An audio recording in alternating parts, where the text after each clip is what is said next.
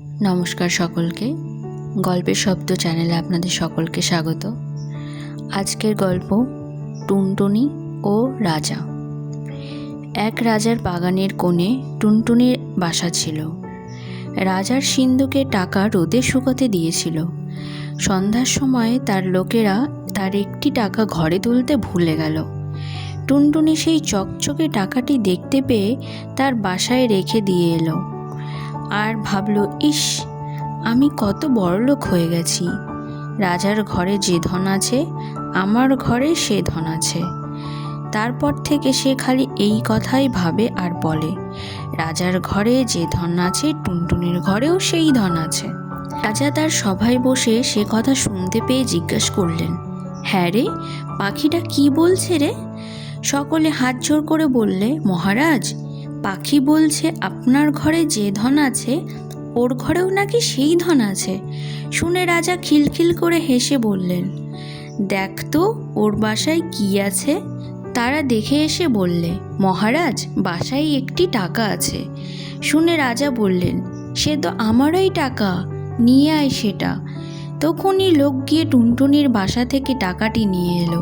সে বেচারা আর কি করে, সে মনের দুঃখে বলতে লাগলো, রাজা বড় ধনে কাতর, টুনটুনির ধন নিলে বাড়ির ভেতর। শুনে রাজা আবার হেসে বললেন, পাখিটা তো বড় ঠ্যাটারে, যা ওর টাকা ফিরিয়ে দিয়ে আয়।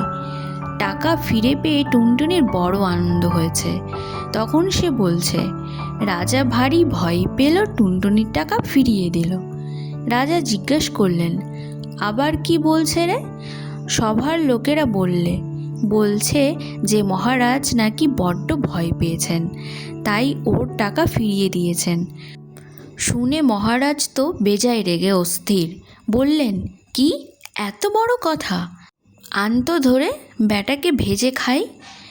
যেই বলা অমনি লোক গিয়ে টুনটুনি বেচারাকে ধরে আনলো। রাজা তাকে মুঠোয় করে নিয়ে বাড়ির ভেতর গিয়ে রানীদের বললেন, এই পাখিটাকে ভেজে আজ আমাকে খেতে দিতে হবে। বলে তো রাজা চলে আসলেন, আর রানীরা 7 জন মিলে সেই পাখিটাকে দেখছেন। একজন বললেন, কি সুন্দর পাখি, আমার হাতে দাও তো, একবার দেখি। বলে তিনি তাকে হাতে নিলেন। তা দেখে আবার আরেকজন দেখতে চাইলেন। তার হাত থেকে যখন আরেকজন নিতে গেলেন, তখন টুনটুনি ফসকে গিয়ে উড়ে পালালো। কি সর্বনাশ! এখন উপায় কি হবে? রাজা জানতে পারলে তো রক্ষা থাকবে না। এমনি করে তারা দুঃখ করছেন, এমন সময় একটা ব্যাঙ সেইখান দিয়ে থপথপ করে যাচ্ছে। সাতরানী তাকে দেখতে পেয়ে খপ করে ধরে ফেললেন আর বললেন, চুপ চুপ, কেউ যেন জানতে না পারে, এইটাকে ভেজে দিই, আর রাজামশাই খেয়ে ভাববেন টুনটুনিই খেয়েছেন।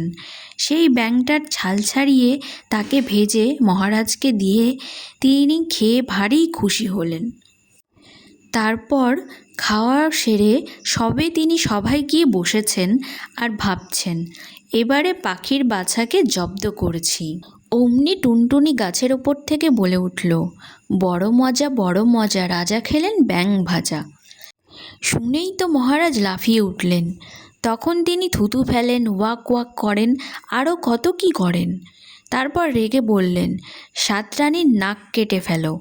অমনি জল্লাদ গিয়ে সাতরানীর নাক কেটে ফেললে।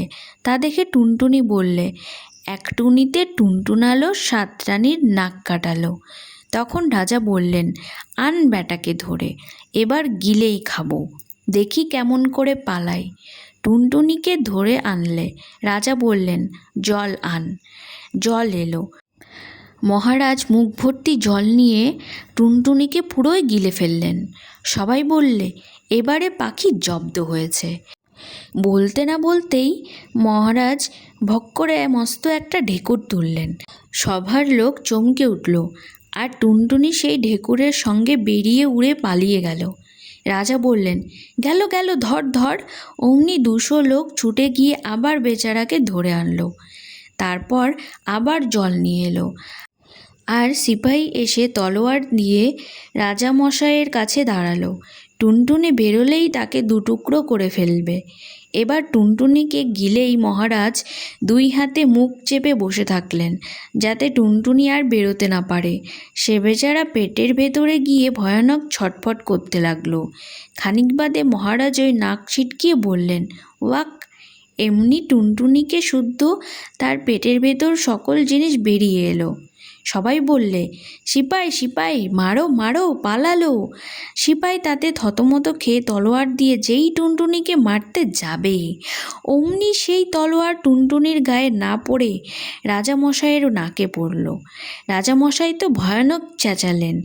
সঙ্গে সঙ্গে রাজার সভায় যত প্রজা উপস্থিত ছিল সবাই চেঁচাতে লাগলো। তখন ডাক্তার এসে ওষুধ দিয়ে পটি বেঁধে অনেক কষ্টে মহারাজকে বাঁচালো। টুনটুনি তা দেখে বলতে লাগলো, নাক্কাটা রাজা রে, দেখ কেমন সাজারে, বলেই সে দেশ ছেড়ে উড়ে পালিয়ে গেল। রাজার লোক ছুটে এসে দেখলো খালি বাসা পড়ে আছে। তো আজকের গল্পটি এখানেই শেষ। গল্পটা যদি আপনাদের ভালো লাগে লাইক কমেন্ট করতে ভুলবেন না, আর চ্যানেলটিকে সাবস্ক্রাইব করে নেবেন। ধন্যবাদ।